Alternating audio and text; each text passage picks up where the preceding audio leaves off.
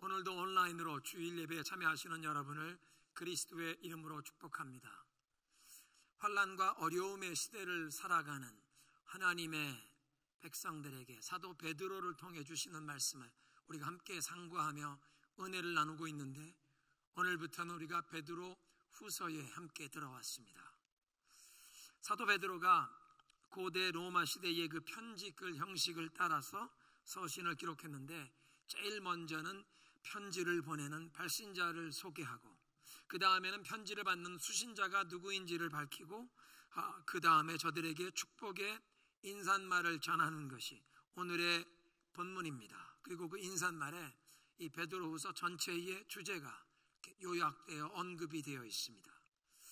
첫째로 발신자의 이름을 시몬 베드로라고 밝히는데요, 베드로전서 1장에서는 예수 그리스도의 사도 베드로라, 그냥 베드로라는 이름만 자신을 밝혔던 것과 약간 다르게 시몬 베드로라고 밝히면서 그 추가하는 내용이 담겨져 있는 것입니다. 이 사복음서나 사도행전에는 주로 베드로라는 이름이 사용되었는데, 그의 본명은 시몬이었습니다. 요한복음 1장에 보면 예수님을 먼저 만났던 안드레가 자기의 형제 시몬을 찾아가서 예수님께로 인도해 데리고 오는데, 시몬을 처음 만난 예수님께서 요한의 아들 시몬이구나, 이제부터 너를 게바라고 하리라. 게바라는 말은 유대인들이 당시에 사용하던 아람어로 반석, 락이라는 뜻인데, 그 게바라는 아람어를 이제 헬라어로 그리스어로 번역하면 페트로스, 베드로가 되고, 그 뜻은 동일하게 반석이라는 뜻입니다. 그러니까 본명이 시몬이라는 사람에게 예수님께서 베드로, 반석이라는 새로운 이름을 주셨는데, 사복음서를 읽어보면 베드로는 그 이름값도 못하는 그런 인물입니다. 다혈질의 성격이 급해서 성급하게 말하고 행동하다가 예수님께 책망을 듣는 사건이 여러 번 기록되어 있습니다. 물 위를 걸어서 예수님께로 가다가 물결이 이는 것을 보고 물에 빠져가게 되어서 예수님께서 건져주시는 사건을 보아도 성급하게 물불을 가리지 않고 뛰어드는 그런 사람이었습니다. 오늘 예배의 부름이었던 주는 그리스도시요 살아계신 하나님의 아들이시라고, 그런 올바른 신앙 고백을 제일 처음 했던 가히 제자들의 대표가 될 만한 인물인데, 바로 그 후에 예수님께서 예루살렘에 올라가셔서 십자가 순환 당하신다는 예언을 하시는 것을 강하게 항변하다가 사탄아 내 뒤로 물러가라는 책망을 듣기도 합니다. 겟세마네 동산에선 예수님을 체포하러 온 그 제사장의 하속들 앞에서 칼을 휘둘러서 말고라는 사람의 귀를 베는 행동을 했지만, 그날 밤에 예수님을 모른다고 3번씩이나 저주를 하면서 부인을 했습니다. 그렇기 때문에 최후의 만찬석상에서 예수님께서 베드로를 경고하실 때, 시몬아 시몬아, 사탄이 너희들을 밀가부로도 손에 쥐고 놀려고 요구했다, 그런 경고의 말씀을 하셨는데, 반석이라는 이름을 주셨지만 전혀 반석같이 듬직한 모습을 볼 수 없고, 좌충우돌 부딪히고 넘어지며 불안정한 허물투성이인 인물, 그저 시몬으로 사복음서에는 기록되어 있습니다. 그런데 사도행전에 등장하는 베드로의 모습을 보면 오순절 성령 세례를 받은 이후에 놀랍게 변화되어서 정말로 반석과 같이 견고하고 흔들림이 없는 인물로 변화되어 있습니다. 사내들인 공회 앞에 붙잡혀가서 나사렛 예수의 이름으로 가르치지 말라는 위협을 받을 때 조금도 위협하지 않고 위축되지 않고, 하나님 앞에서 사람들의 말을 듣는 것이 옳은지 하나님의 말씀을 듣는 것이 옳은지 여러분들이 판단해 보시오. 우리는 우리가 보고 들은 것을 증거하지 않을 수 없다고 계속 예수 그리스도의 이 복음을 전하겠다고 담대하게 답변을 합니다. 가히 초대교회를 대표하는 사도로서 겸손하면서도 담대한 예수 그리스도의 부활의 증인이었습니다.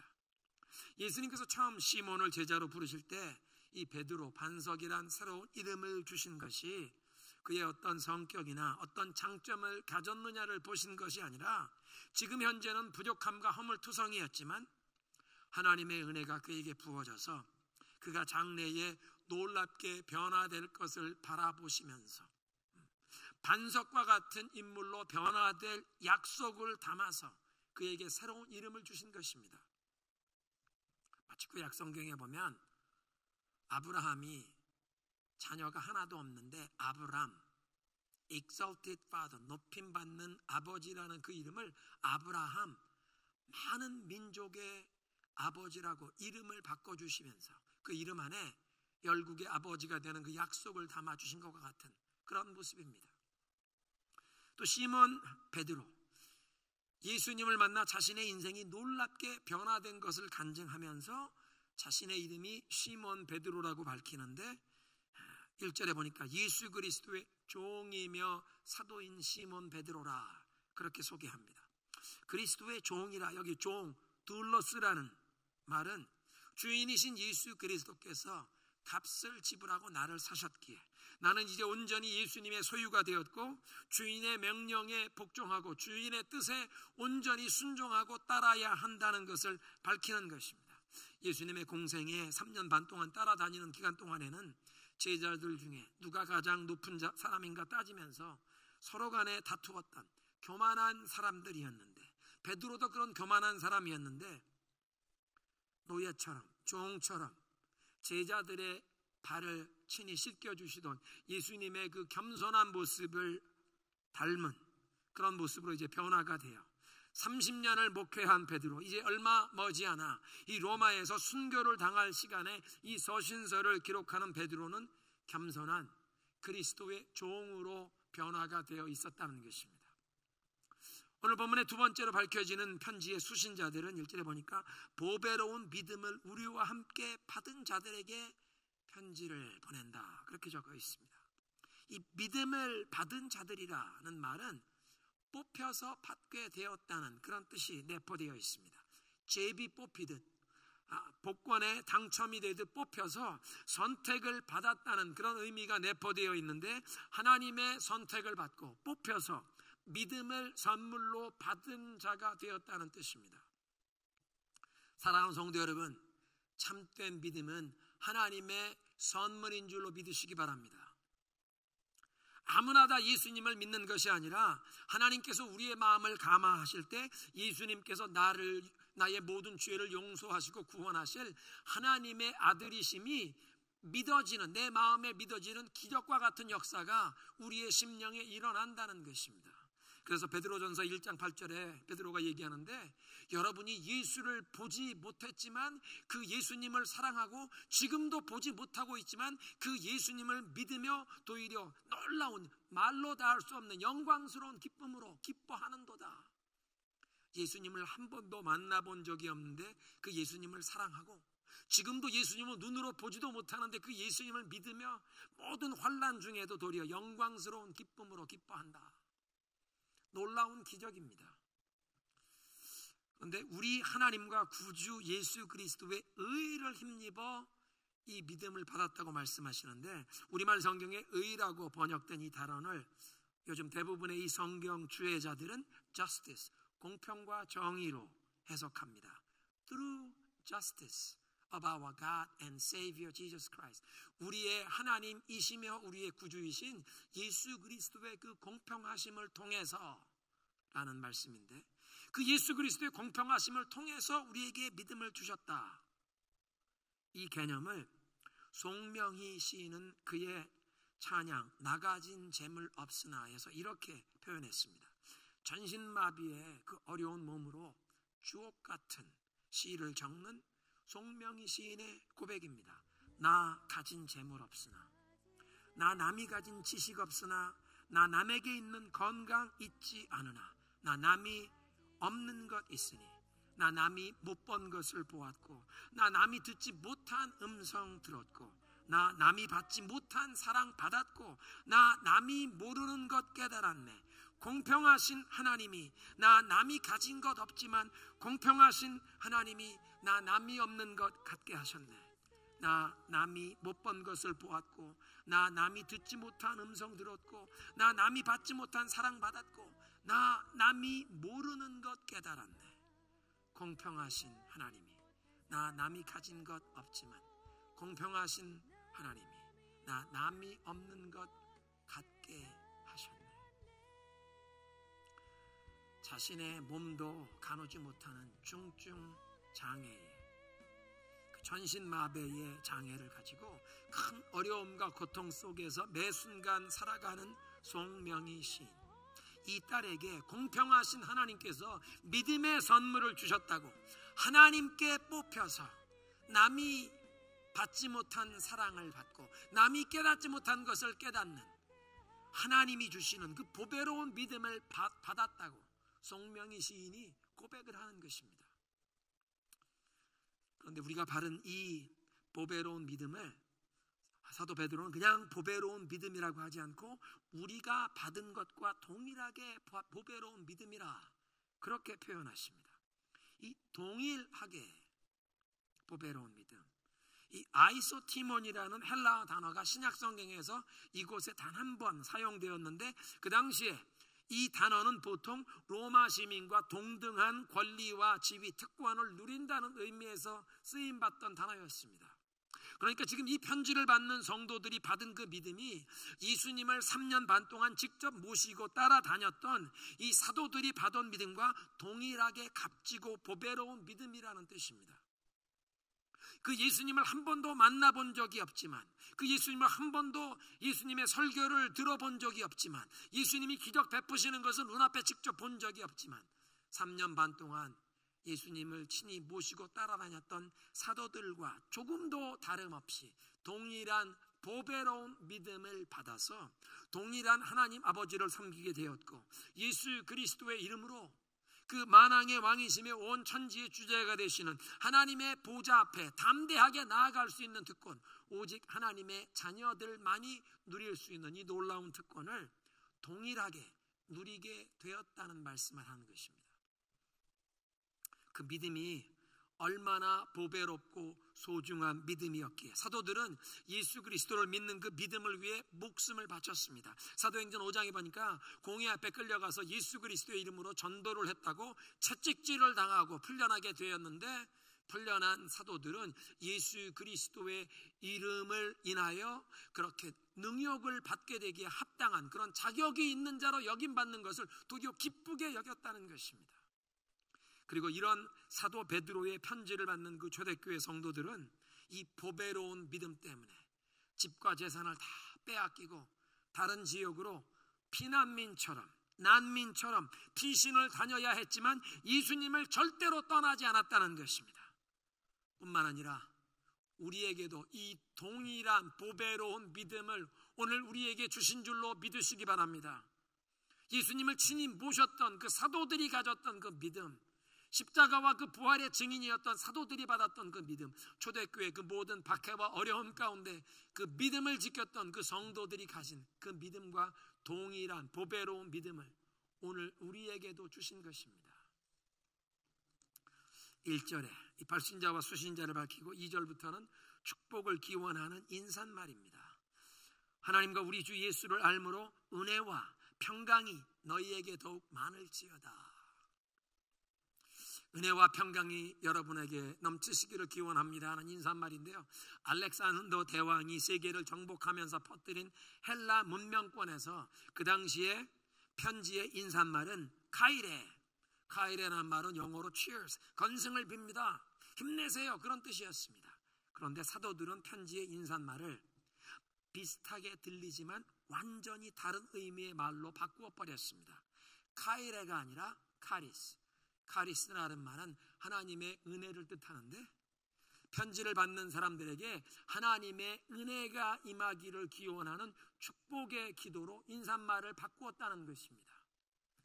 크리스찬들의 인사말이 바뀌었습니다. 그냥 대중문화를 따라가는 것이 아니라 사람들에게 제일 먼저 건네는 인사말이 바뀌었는데, 예수 그리스도 때문에 대인 관계의 다이나믹이 완전히 바뀌어서 이제 상대방에게 하나님의 은혜가 임하기를 기원하는 축복 기도를 하는 것을, 은혜를 서로에게 기원하는 말로 인사말이 바뀌었다는 것입니다. 두 번째, 이 은혜와 평강이란 히브리식 인사 샬롬인데요, 그리스도 안에서 그 구약에서 소원하는 최상의 축복인 샬롬과 신약 시대에 주어지는 가장 큰 축복인 하나님의 은혜를 우리가 몽땅 다 받게 되었음을 선포하는 그 축복의 인사입니다. 샬롬과 은혜를 함께 누리게 되었다는 것입니다.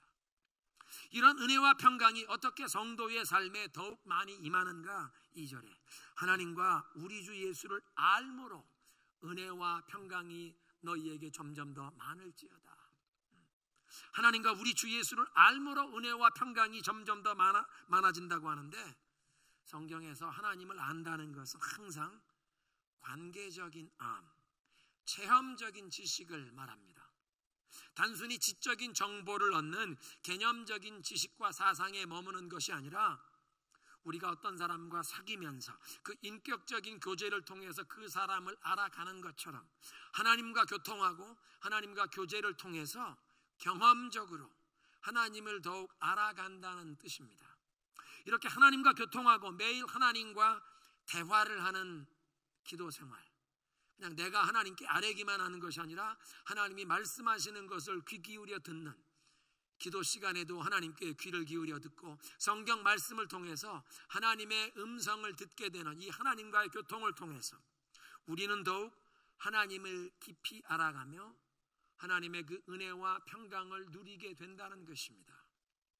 베드로전서는 환난과 어려움의 시대를 살아가던 성도들에게, 특별히 로마 제국의 그 박해라는 사탄의 그 외형적인 공격을 경험하던 성도들에게 보낸 격려와 위로의 서신이었다면, 베드로 후서는 이제 교회 안에 슬그머니 들어온 잘못된 가르침, 거짓된 교훈으로 교회를 안으로부터 공격하려는 이 사탄의 계략을 맞서기 위해서 성도들이 영적인 성숙함으로 더욱 나아가야 한다, 하나님을 바르게 아는 지식에서 성장해야 된다고 이 베드로가 격려의 글을 적어 보내는 것입니다.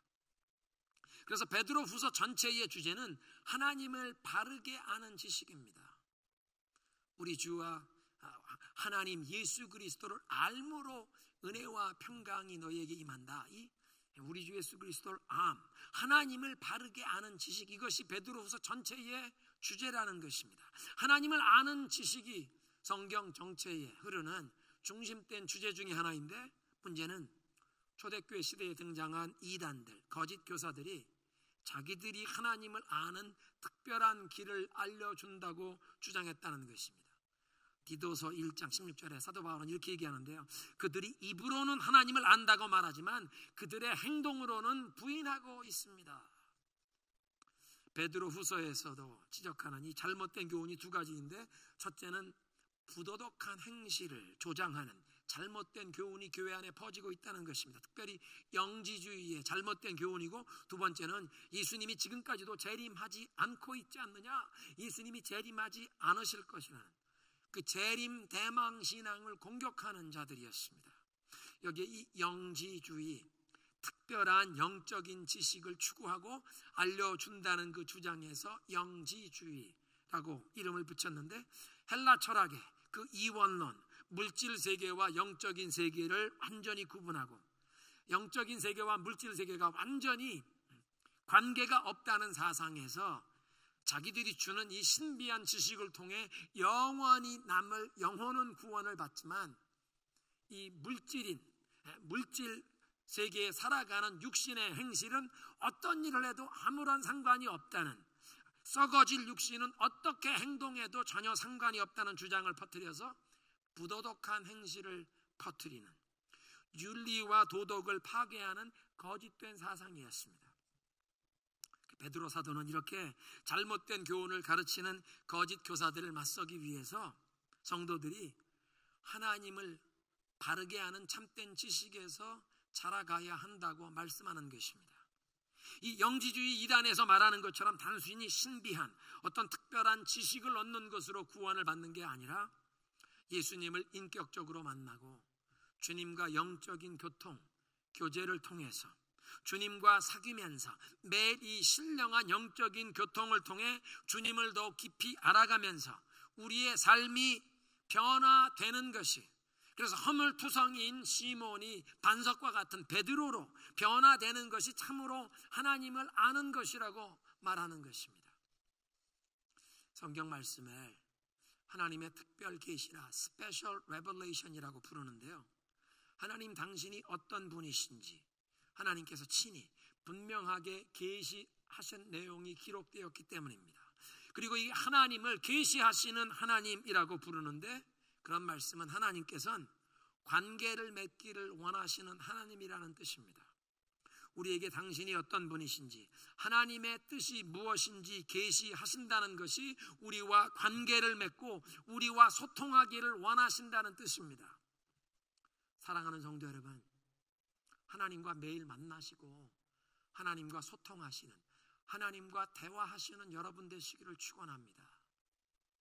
일주일에 한 번 주일에 영상 예배를 드리는 것 가지고 하나님과 소통하는 관계를, 그 대화를 계속 이어갈 수가 없습니다. 예수님을 마음의 구세주로 영접하시는 것은 시작, 출발점이고, 매일 예수님과 대화를 하시면서 그 관계를 가꾸어 가시고 예수님을 점점 더 깊이 알아가셔야 한다는 것입니다.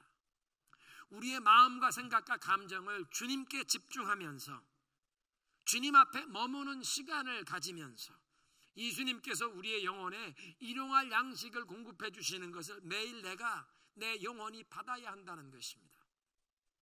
이스라엘 백성이 약속의 땅을 향해 이 광야를 가는 40년의 기간 동안 하나님께서 하늘에서 만나를 내려 먹여주시는데, 만나는 매일 아침마다 새로운 만나를 얻어야 했습니다. 어제 얻은 만나, 어제 내 영혼이 은혜를 받고 감동과 위로와 격려를 받았던 그 말씀으로 오늘도 계속 동일한 감동과 영적인 능력을 경험하는 게 아니라, 오늘은 또 새로운 오늘의 일용할 양식, 오늘 하늘로부터 내려주시는 내 영혼의 만나를 받아야 하는 줄로 믿으시기 바랍니다. 그래서 3절에 보니까 그의 신기한 능력으로 생명과 경건에 속한 모든 것을 우리에게 주셨으니 이는 자기의 영광과 덕으로서 우리를 부르신 이를 알므로 말미암습니다. 여기에 신기한 능력으로 생명과 경건에 속한 모든 것을 주셨다고 하시는데, 우리에게 영적으로 필요한 모든 것을 주님을 아는 것을 통해, 우리를 부르신 분을 아는 것을 통해 이 모든 것을 받아 누리게 된다고 하십니다. 그런데 이 신기한 능력, His divine power, 하나님의 그 신기한 능력이 임하지 않으면 강팍한 죄인이, 영적 감각이 마비된 어리석은 죄인이 하나님을 믿을 수 없고, 하나님을 더욱 알기 위해 하나님과 신령한 그 교제의 자리로, 하나님과 소통하는, 하나님과 대화를 추구하는 자리로 나아갈 수가 없습니다. 하나님의 신기한 능력이 우리에게 임할 때 우리는 우리를 부르신 분을 점점 더 알아가기를 원하게 된다는 것입니다. 하나님의 그 신기한 능력이 임해야 영적인 갈망이 우리 속에서 생겨나게 되고 하나님을 찾게 되고 하나님을 알아가게 된다는 것입니다. 단순히 머릿속에 정답을 아는 지적인 정보가 아니라 하나님과 사귀면서 관계적으로, 체험적으로 예수님을 알아가면서 허물과 연약함 투성이인 시몬이 반석과 같은 베드로로 변화되는 데 필요한 그 모든 은혜와 능력을 경험하게 되는 줄로 믿으시기 바랍니다. 예수님과 교통하면서 그런 은혜와 평강, 놀라운 능력을 경험하게 된다는 것입니다. 3절에 이는 자기의 영광과 덕으로서 우리를 부르신 이를 알므로 말미암습니다. 하나님께서 우리를 부르시는데 자기의 영광과 덕으로 부르셨다. 여기에 영광이란 글로리, 하나님의 그 존재의 높고 뛰어나심을, 아름다우심을 말하는 단어이고, 여기에 덕, goodness, 이것은 하나님께서 행하시는 모든 일 가운데 하나님의 그 높고 위대하심이, 선하심이, 뛰어나심이 드러나는 것을 얘기합니다. 그러니까 영광과 덕, glory and goodness, 이 영광과 덕이란 하나님의 존재와 그분의 행하심이, 그 행하심을 통해서 드러나는 하나님의 높고 뛰어나심, 그 위대하심을 말하는데, 죄인된 우리를 불러 성령으로 거듭나게 하시고 구원하실 때 무엇보다 예수 그리스도의 그 십자가의 희생과 부활 승리를 통해 우리의 모든 죄를 사하시고 우리를 하나님의 자녀로 삼으시는 그 구원의 역사를 통해서 하나님의 영광과 하나님의 그 덕이, 선하심이 온전히 드러난 줄로 믿으시기 바랍니다.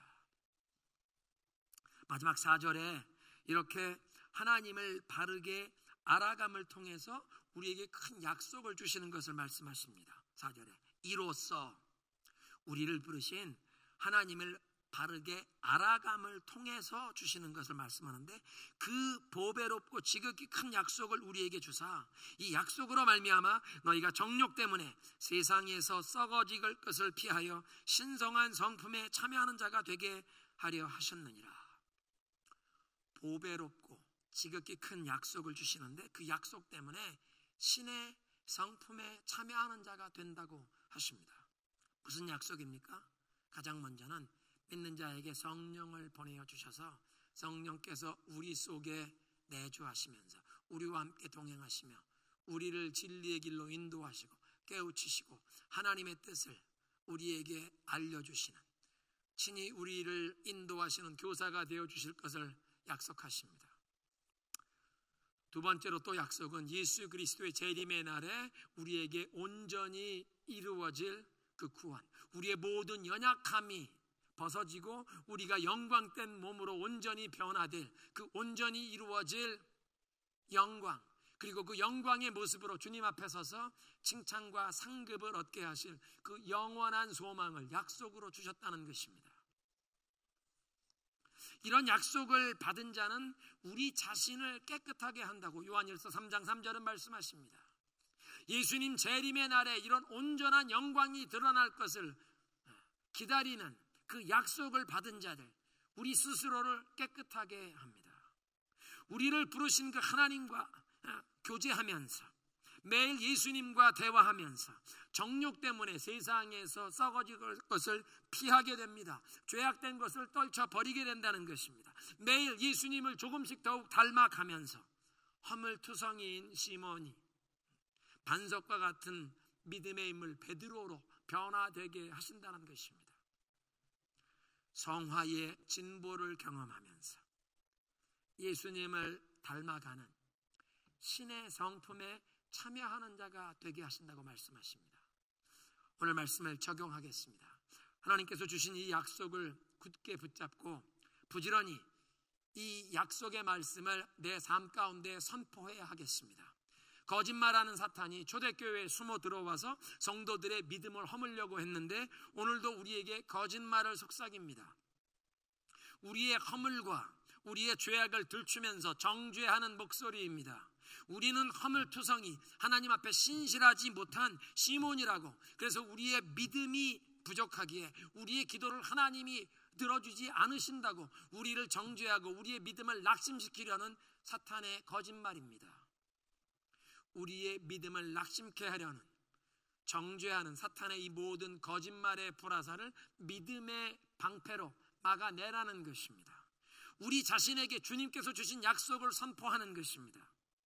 너는 베드로, 반석과 같은 믿음의 사람으로 변화될 것이라는 약속과 함께 그에게 주셨던, 그 이름을 주셨던 주님의 그 약속을 붙잡는 것입니다.